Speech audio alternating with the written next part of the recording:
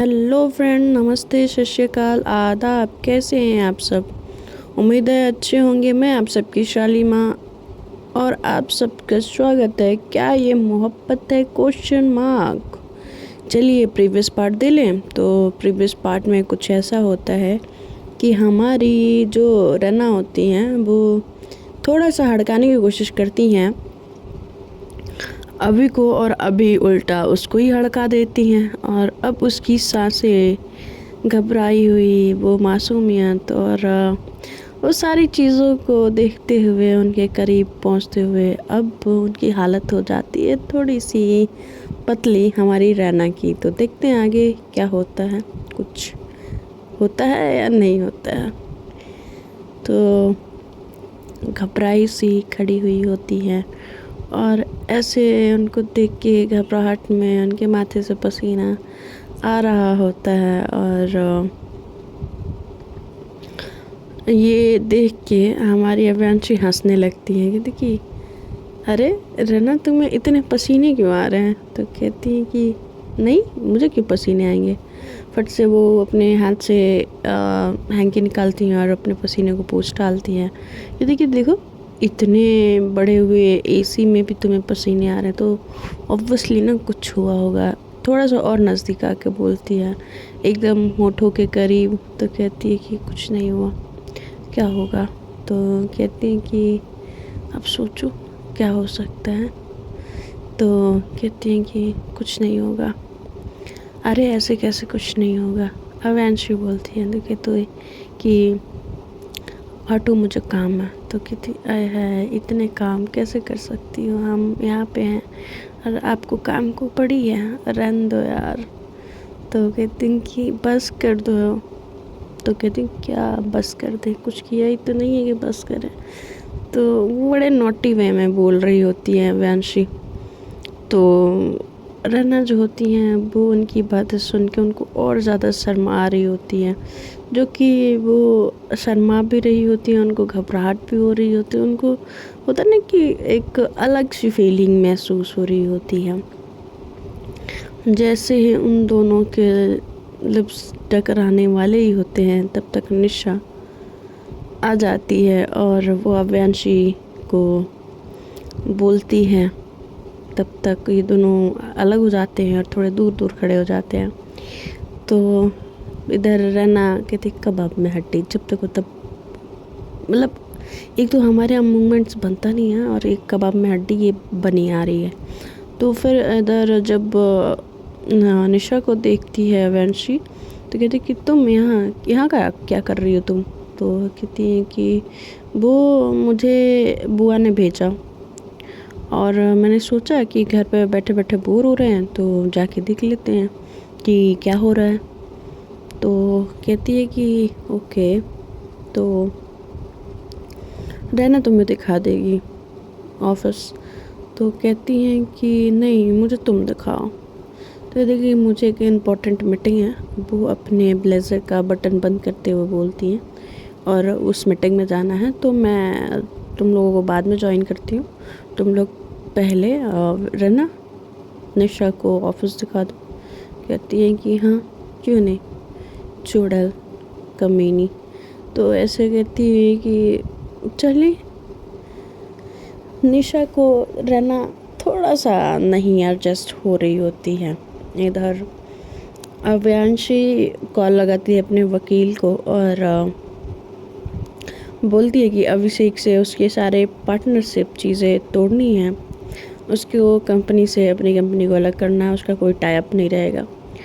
और इसमें कंपनसेशन क्या लगेगा, कैसे होगा, और ये सारी चीज़ें दिखाने की बात करती है। उधर से जो वकील होता है वो बताता है कि ये करना पड़ेगा। फिर वो फ़ोन रख देती है और फिर स्नेहा को बुलाती है, क्योंकि स्नेहा भी एक वकील होती है। स्नेहा से बुला के ये जब उसके कैबिन पे नॉक होती है तो कहती है कि यार स्नेहा आजा, तो नॉक मत किया कर। तो कहती है नहीं यार, भाभी रहती है।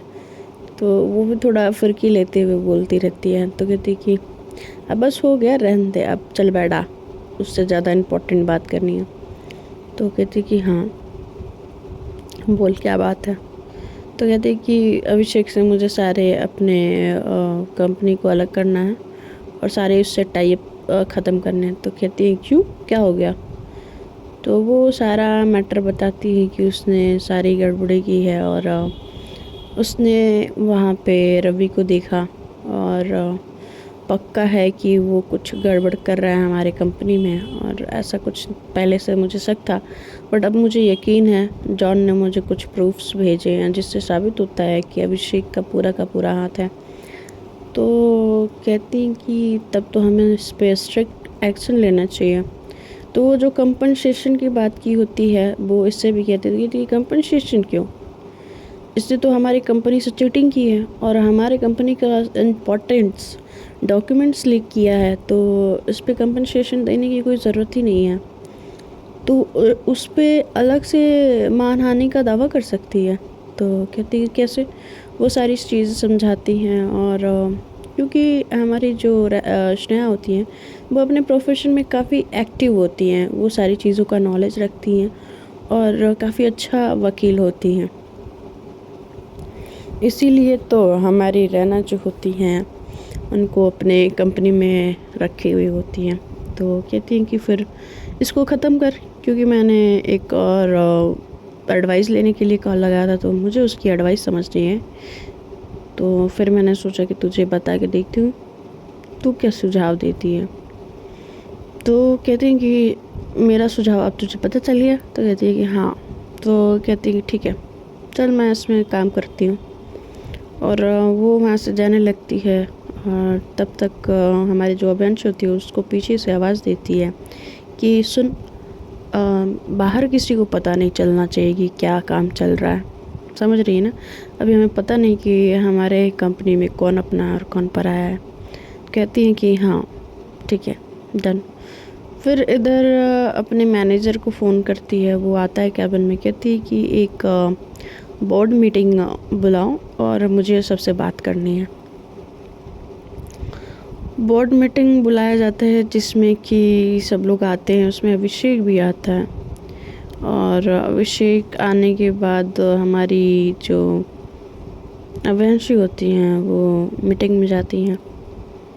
और मीटिंग में जाने के बाद सबसे बात होती है और सारे लोगों के सामने वो एक कंडीशन रखती हैं कि अभिषेक की कंपनी के साथ जो भी हमारे टाई अप थे हम ब्रेक कर रहे हैं, और अगर किसी को आपत्ति है तो वो हाथ खड़ा करे।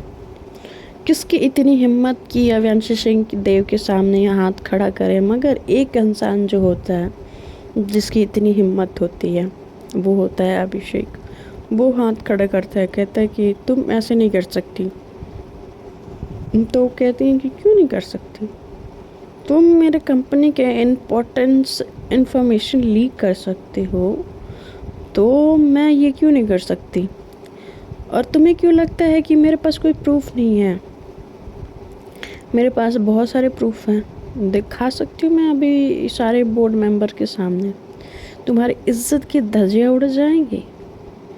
और थोड़े से करीब जाके बोलती हैं कि मिस्टर अभिषेक, मैं अभियांश सिंह देव हूँ। तुम्हें याद होगा कि मैं कॉलेज में भी ऐसी थी और अभी भी वैसी ही हूँ। बदल गई हूँ ये सोचने की भूल ये तुम्हारी है। और सुनो, गेट लॉस्ट, लास्ट में बोल के वो चली जाती है वहाँ से। सब लोग वहाँ से चले जाते हैं क्योंकि सब लोग सहमत होते हैं अभियांशी के जो निर्णय होता है उससे सहमत होते हैं। तो और बाकी लोगों को पता होता है कि वो जो भी करती है पुख्ते सबूत के साथ करती है, और कुछ गलत भी करेगी तो वो भी पुख्ते सबूत के साथ करेगी। या कुछ गलत हो रहा होता है किसी के साथ तो ऑब्वियसली उस व्यक्ति ने ही कुछ किया होगा, ये सबके दिमाग में होता है। अब इधर इसका चेहरा टेंशन में आ जाता है जो अभिषेक होता है, और अभिषेक सोच रहा होता कि अब इससे कैसे निकला जाए। तो वो कहता है कि मुझे कुछ तो करना पड़ेगा। सॉरी, मुझे कुछ तो करना पड़ेगा और नहीं तो मैं ऐसे बर्बाद हो जाऊँगा। तो इधर टेंशन में आके वो फ़ोन लगाता है कंगना को, कहता है कि तुम्हारा जो प्लान था वो सारा फ्लॉप हो गया है और इधर अव्यांशी को पता चल गया और उसने मेरे कंपनी से जो भी टाइप थे वो सारे टाइप तोड़ने के लिए आमादा हो गई है और बोर्ड मीटिंग भी बुला लिया है। तो कहती हैं कि क्या मतलब कैसे उसको पता चला? तो कहती है मुझे नहीं पता कैसे पता चला, मगर उसको पता चल गया और बहुत जल्दी तुम तक भी पहुंच जाएगी कंगना। तो कहते कि शट अप अभिषेक, ये सब ना पता है ना कि प्रीत का किया धरा है, मेरे पे मत आओ। तो कहता है कि शट अप यू कंगना, तुम्हारे कहने पे मैं ये सारा चीज़ कर रहा था, नहीं तो मुझे ये सब चीज़ें करने की कोई ज़रूरत नहीं थी, ठीक है? और आज के बाद मुझे फ़ोन मत करना। वहाँ से अभिषेक गुस्से में जा रहा होता है, ऐसे तमतमाते हुए जाते हुए देखती है रहना कि अभिषेक इतने गुस्से में जा रहा है, क्योंकि वो फ्रेंड होता है अव्यांशी का और वो ऑफिस से ऐसे गुस्से में जा रहा है तो ऑफकोर्स कुछ हुआ होगा इसलिए। फिर उसको याद आता अरे नहीं, रैना को अव्यांशी ने सारी चीज़ें बताई होती है। तो फिर कहते कि हो सकता है कि इसीलिए इसका चेहरे का रंग उड़ा हुआ हो। खैर जैसी कटनी वैसी भरनी।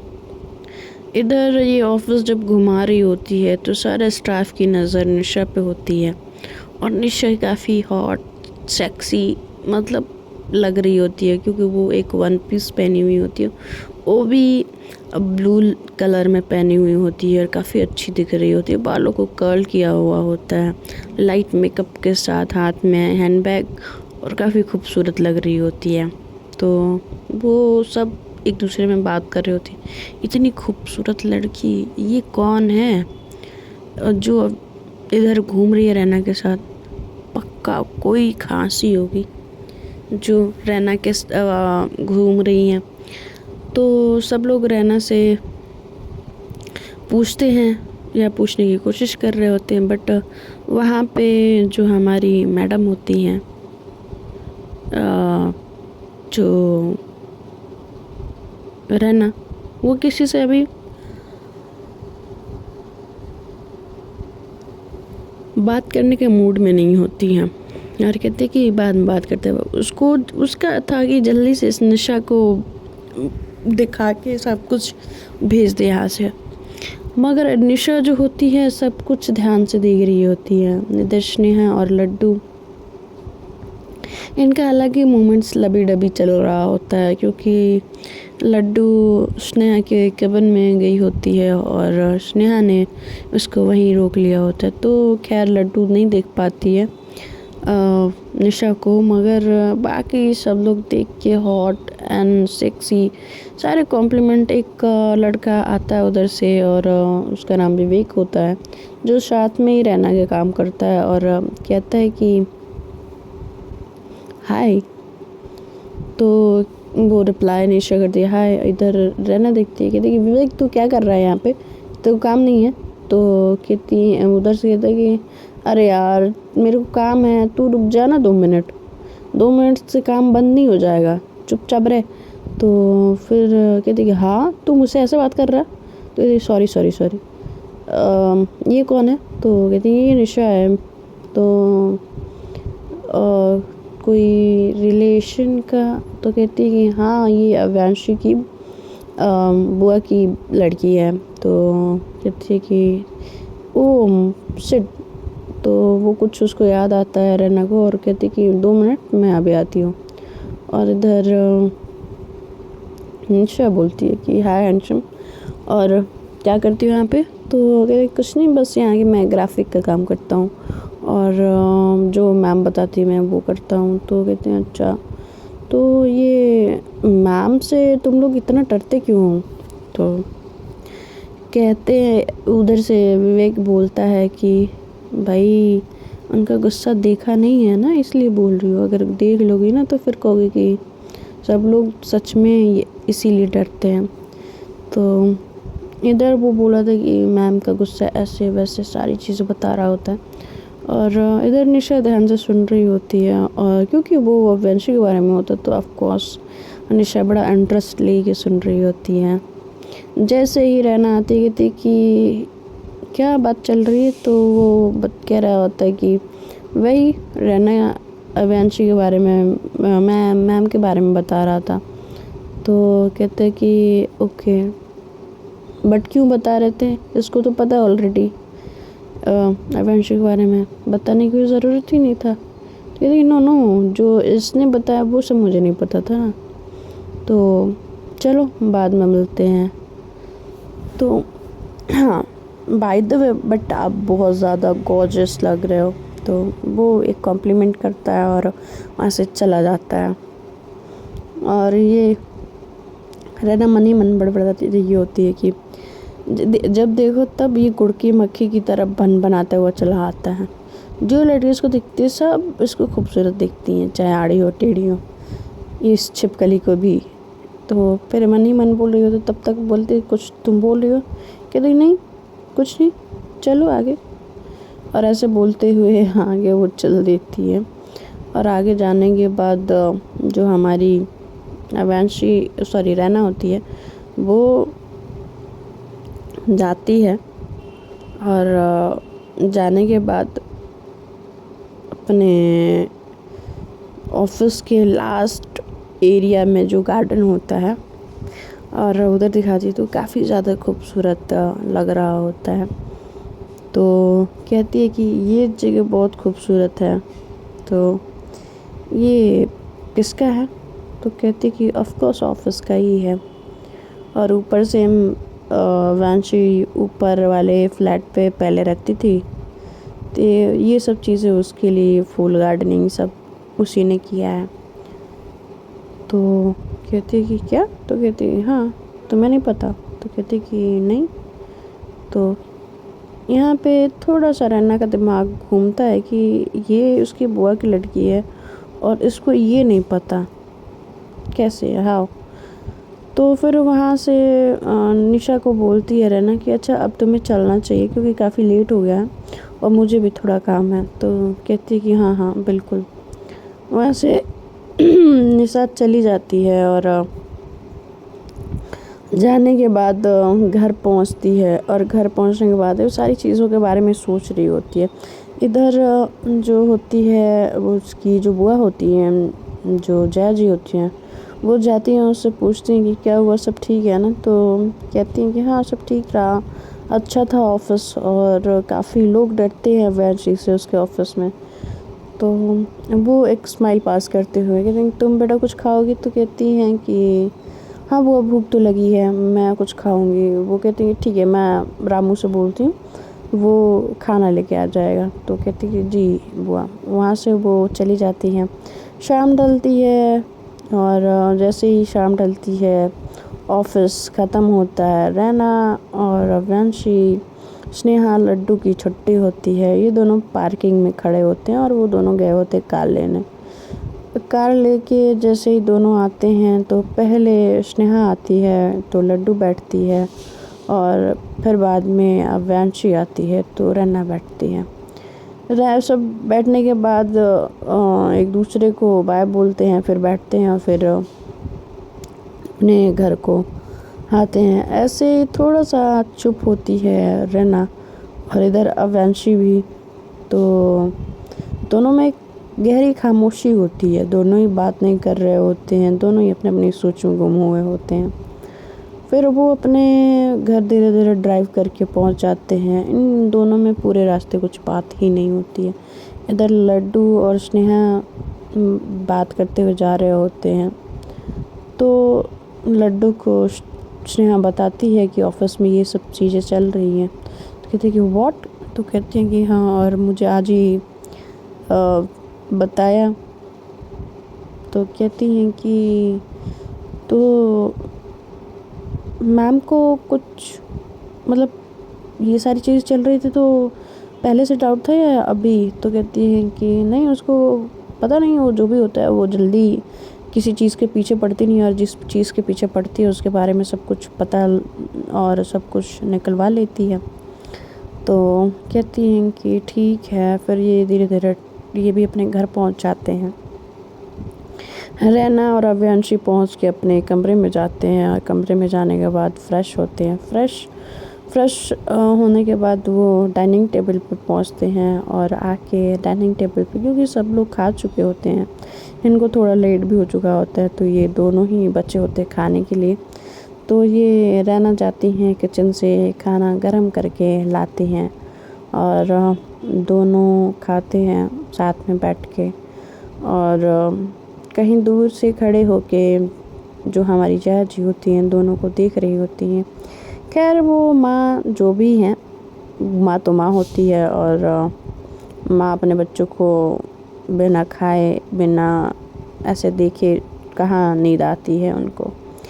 तो देख लेती हैं कि दोनों ने खाना खा लिया है, तो वो जाके अब सो जाती है। इधर ये दोनों अपने कमरे की तरफ जा रहे होते हैं। तब तक वंशी बोलती है कि क्या हो गया रना, तुम इतनी चुप चुप क्यों हो? तो कहती है कि नहीं, मैं चुप चुप नहीं हूँ, आप चुप चुप हो। तो कहती हैं कि मैं बिल्कुल नहीं, ऐसी बात है। तो ऑफिस तुम्हारा कैसा रहा आज का? तो कहती है ऐसे पूछ रहे हो कि कहीं अलग अलग ऑफिस में काम करते हैं। ठीक था, आपका दिन कैसा था? तो कहते हैं कि ठीक था, बट आप इतने गुस्से में मत रहा करो यार, मुझे डर लगता है। तो कहती हैं कि अच्छा। तो फिर उनकी तरफ थोड़े कदम बढ़ाती हैं और वो सीढ़ियों पे ही। तो कहते हैं कि यहाँ पे प्लीज़ मत करो यहाँ पे कोई ना कोई आ जाएगा। तो देखते हैं फ्रेंड्स आगे क्या होता है, तो बने रहिए साथ में। Bye bye, take care.